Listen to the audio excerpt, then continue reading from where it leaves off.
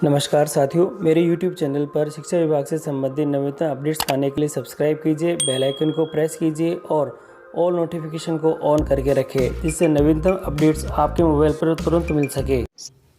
साथियों, मुख्यमंत्री राष्ट्रीय योजना जिसके अंतर्गत जो बालिकाएं होती है उन बालिकाओं को विद्यालय में प्रवेश और 12वीं उत्तीर्ण तक जो विभाग की तरफ से और सरकार की तरफ से 45,000 रुपये की जो राशि है वह प्राप्त होती है। और इसी योजना के अंदर जब हम ऑनलाइन आवेदन शाला दर्पण के पोर्टल के माध्यम से हम लोग करते हैं तो एक सबसे महत्वपूर्ण जो दस्तावेज है इस योजना के लिए वह है PCTS ID।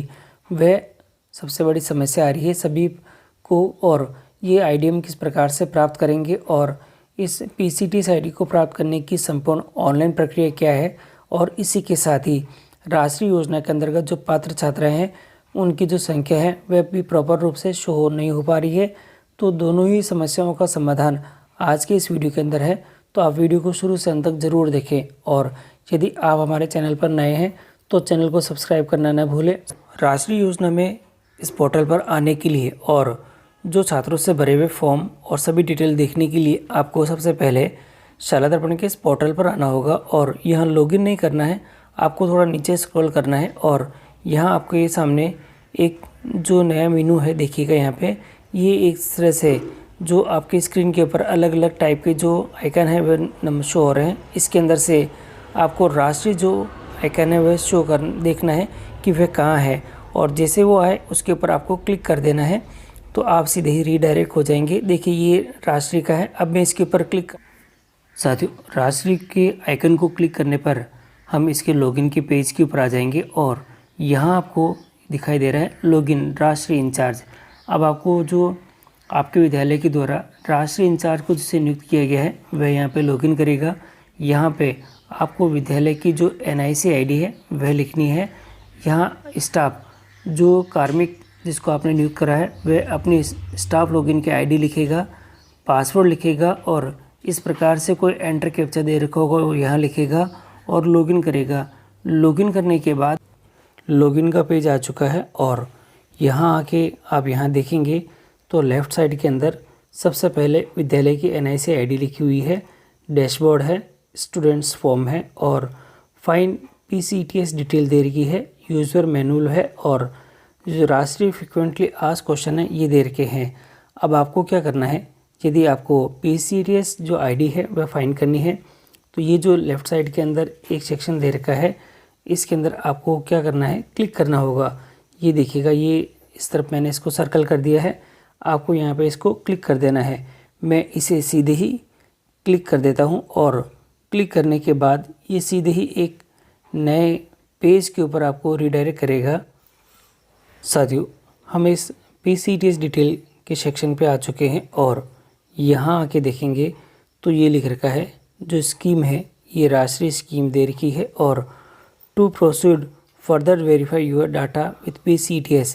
इसके लिए आपको क्या करना होगा, यहाँ एंटर आप सीधे ही ID लिख सकते हैं। अगर आपको PCTS ID नहीं पता है तो गेट ID कर सकते हैं और यहाँ देखिएगा मैं इस गेट ID के ऊपर क्लिक कर देता हूँ तो मुझे 3 सेक्शंस यहाँ नज़र आते हैं, बाय मदर के जनाधार से, बाय मदर के आधार कार्ड से और बाय मदर के मोबाइल नंबर से।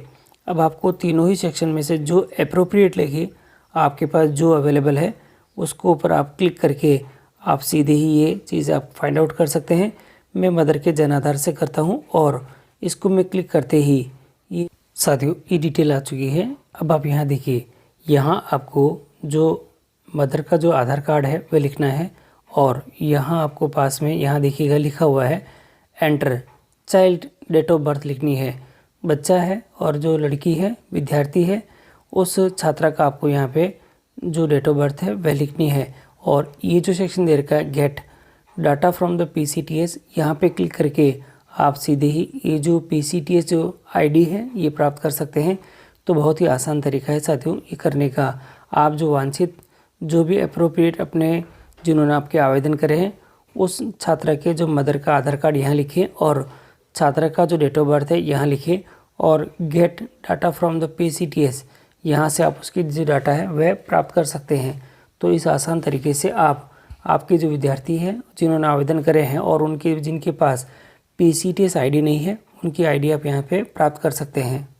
दूसरी योजना के अंदर अगर जो बच्चों की एंट्री है और जो वांछित बच्चे हैं, यहाँ आपको जो एलिजिबल स्टूडेंट्स है यानी गर्ल्स है वो यहाँ पे शो नहीं होते हैं, तो आप यहाँ देखिए एक सबसे महत्वपूर्ण यहाँ पे जो लाइन लिखी हुई है, यहाँ प्लीज़ सेव और update applicant entry in the student detail entry.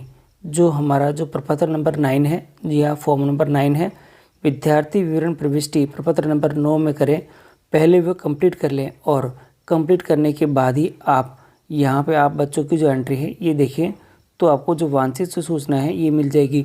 सबसे महत्वपूर्ण है जो छात्रा की जो डेट ऑफ बर्थ है वह, साथियों डेट ऑफ बर्थ सबसे इम्पोर्टेंट है।